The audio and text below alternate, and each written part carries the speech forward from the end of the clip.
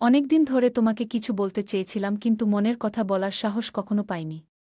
অনেকবার সিদ্ধান্ত নিয়েছি আজ মনের সব কথা বলবো কিন্তু তুমি আমার সামনে এলে মুখ দিয়ে কথা বের হয় না।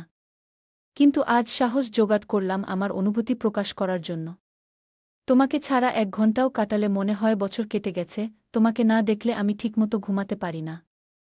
আজকাল আমার কোনো কাজ করতে ভালো লাগছে না। তোমার মুখটা আমার চোখের সামনে ভেসে থাকে দিনরাত।